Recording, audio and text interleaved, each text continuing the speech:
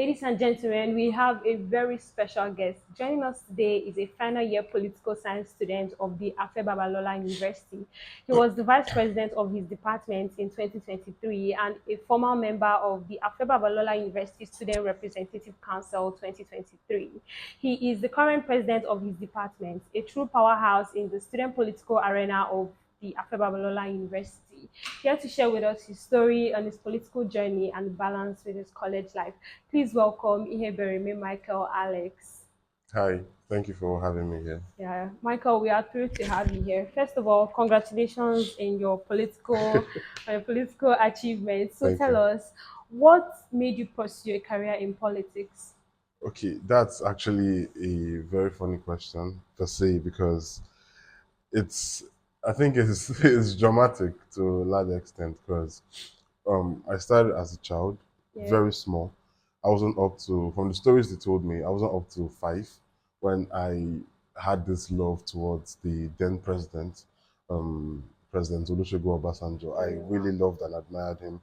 So I would be thrilled to watch the television when he's on the screen, even though I didn't understand anything he was saying, but I really loved it. And I think it also runs in the family because my father studied political science too. Okay. And in school, from primary, secondary, and now university, it sort of was an easy course for me. It was one of those courses where I didn't need to read to understand or pass. I just had to pay attention in class. I was very involved in civic education, history, government, all those courses. I was very involved in them. So I felt like it's really for me. It's really my thing. So yeah, All right. So in your 200 level, you yeah, won a post in SRC, yeah, which was something that was deemed highly impossible. And I'm sure it was an exciting moment for you. yeah. So can you share with us some of the exciting and turning points in your political journey? Okay. Funny enough, when I came to Abuad, I didn't want to go into politics. I felt like I just wanted to be behind the scenes, helping people achieve their various goals and all that. But then, very striking, in 100 level, my roommates, they used to complain about certain things, certain, issues they faced, trying like cases of like bullying or stuff like that. So I felt like, okay, if I get into a position of power, Yeah. I could, effect these changes because I'm actually someone who is very outspoken. I like standing up for people who can't stand for themselves. So yeah. So I decided to go into the SLC to, actualize such. And then it was okay. I'm actually not the first person to win a post in 200 level, I Wow. think, because before me, the president of my department before I won when I won the election, he was actually a member of the SRC, and I think he won his first position in 200 level.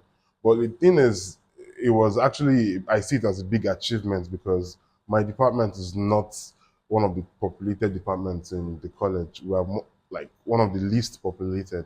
So for someone from a very small department to actually win the SLC election, it's a milestone if you ask me, and it's something that God was behind it. To be very honest, Yeah. He was the one who saw me through the whole challenge and everything. Because at some point I felt like, could I actually do this? Because all my opponents were 400 level students. I was the only Yeah. one in my level, and actually I ran against some SLC members who were going for a second tenor, Yeah. and as God may have it, I actually found a way to squeeze myself in. Yeah, Okay. and I Wow. won. That's very good. Yeah. And I'm sure it was not easy. No, it wasn't. So It can you wasn't. recount some of the challenges you faced along the way and how you were able to overcome them? Okay. To be very honest, I think amongst the 5 of us that won, Yeah. I don't think I spent so much in campaign compared to them. You feel me? So some people got celebrities to like, endorse them. Yeah. I didn't do that. I didn't do that. Wow. Yeah. So to an extent, it felt like these people that are bringing celebrities to, can you beat them? Can you? I was like, I'm just giving my best because in the end, those celebrities would not vote for them. People who vote are actually the students. So, and for some reason, I had a good relationship with a lot of students, especially my level and the level below. So it wasn't very difficult per se. And yeah, people helped me. My friends, someone like Toby, the current SLC PRO, he was there for Yeah. me throughout, which I honestly appreciate.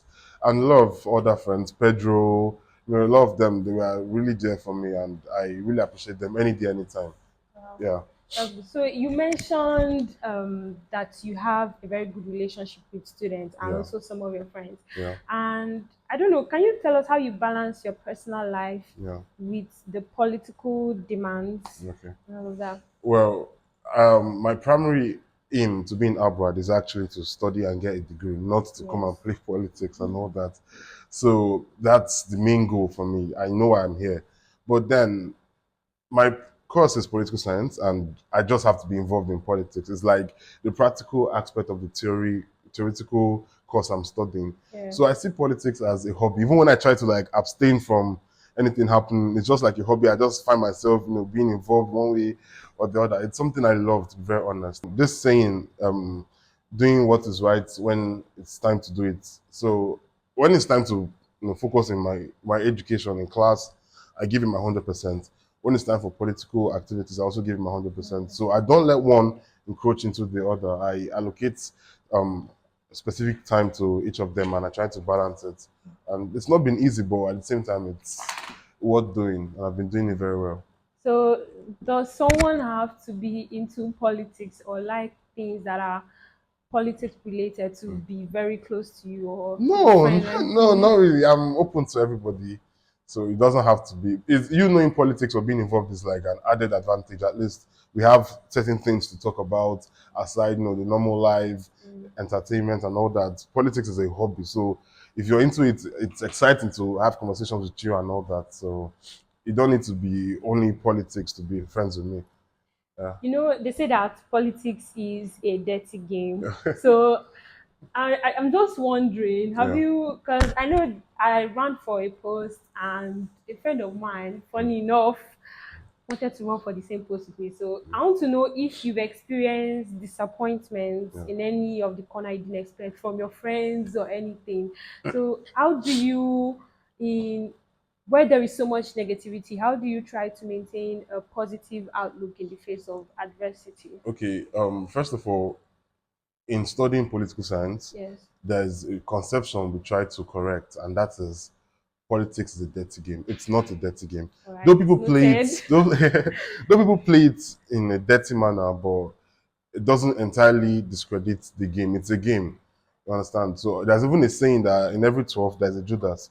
So definitely in that game, people will play dirty to win. People are desperate. But I can categorically say that I've never indulged in any dirty means to Activity. win an election. I believe I see it as a game, and my way of winning is trying to outsmart you. Like I do what my opponent is not doing. I try to be ahead of the person. I try to create a playing ground where he plays, but he doesn't know he's playing in my playing ground. You understand? Yes. So I think it's all about outsmarting the other person, not about rigging or vote buying or bribing people to support you and all that. And then, yeah, I've experienced disappointment. Like I didn't want to mention this part because I feel like it's in the past, but I actually ran for um, the SAMSA presidency, Yeah. but I would actually say I was unfairly rigged out of the competition. I would say that because everyone knows, everyone who is involved in the political system in the school Yes. can actually attest that yes, I was rigged out. But then the thing is, the people who are involved in it, we've actually reconciled. They've apologized. They've Yeah. admitted they were wrong and all that, and I've forgiven them. Politics is not a game of permanent enemies. It's basically permanent interest. Yeah. There are no permanent enemies. So it's all in the past. I've forgiven them. We've put that behind us, and we look forward to the main goal. When you said rigged out, Yeah. explain. You want to understand I actually didn't what want to go. I exactly? actually didn't want to go deep into this. Okay. Can I avoid this question? Okay. No? We know what happened. We know what happened. It can be very difficult to work with people, and we Yeah. understand that without the people there is nothing like politics. Yeah. So in a situation where the people criticize your government as the current president in your department, how do you what strategies do you set out to resolve such situations? Okay. First of all, as a child growing up, I didn't know how to handle criticism. I used to take it as you hate me, you don't like me, things like that. But Yeah. then I remember vividly, my mom told me, she said, you want to go into politics, be prepared for criticism. Yes. Not everyone will agree with you, even when you're right. So that kind of shaped how I handle situations. But one important thing is when someone criticizes you, don't react immediately. Calm down. Yeah. And don't react when you're angry. Be calm. Analyze the situation. Were you wrong?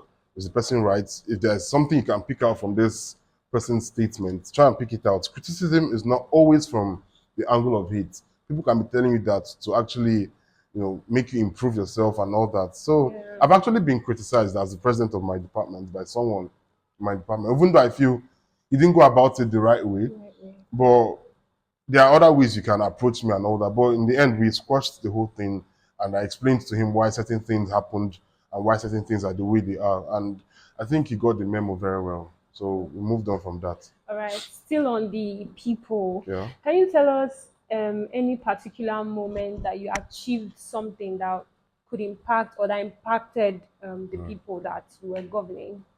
Okay. It didn't actually, this example I'm trying to give now, it didn't actualize due to certain things beyond our control.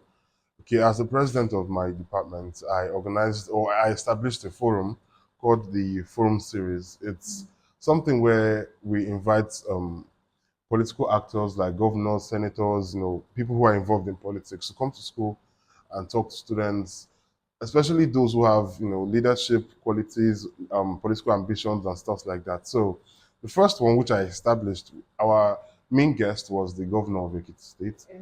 and was to come and deliver a lecture on good governance and the roles the citizens have to play in ensuring good governance. But then he lost someone. That's Oh, the APC state chairman. He died on the eve of the event. So as a result of that, the program had to be cancelled because the state was in mourning, yeah. and out of respect for the APC chairman, the governor had to cancel his engagement for that period. So that was basically something that I set out to achieve to impact the lives of aspiring politicians and leaders in the school at large. So It didn't happen, it didn't happen, but it's not sadly. the end. Okay. Yeah, I believe the next president after me will capitalize on the foundation that I've laid, and I'll be Yes. proud to help him even outside school. We hope so. Yeah, That's left for the new president. yeah. So, looking ahead, what are the things you'd like to achieve in the future with your political degree or degree in politics? Okay, well, I don't think it's new to anyone. I have political ambitions outside Yeah. school. One of them happens to be being the governor of my state. Wow. I'm from Imo State.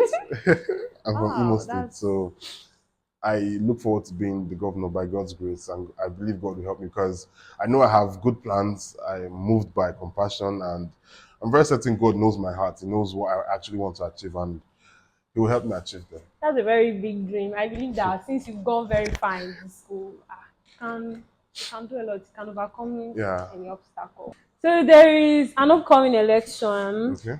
that the Law Student Society will be holding. I Yeah. think this weekend. Yeah. Yeah, if I'm right. So how do you describe the rally campaign, the presidential candidates?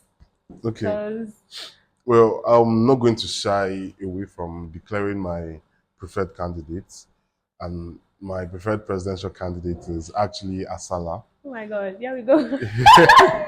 Is a good friend of Yes. mine, and aside the friendship, I'm someone who I'm heavy on competence. Like I've had friends, close friends, who wanted to go for certain positions, and I was like, sorry to say this, but I don't think you're capable enough for this. Sometimes Yeah. you get pissed off and all that, but I maintain that I want you to do what you're capable of doing, not what would overwhelm you in the end. Yeah. So I'm not saying SN is not capable enough. He's right. I think he is. After all, he is currently the class rep for his Yeah. level. First So level. that shows that he has attained a certain level of leadership. But on the other hand, Asala, I think, is a better candidate. He has worked as the chief of staff to the current administration. His personality, the way he carries himself. Like when you look at Asala, he's that leader I think every law student would want to aspire to be like. Like, yeah. I'm not saying they will aspire to be like SM, but as a person, if I was, in law college, Asala is the person I would want to follow. Yeah.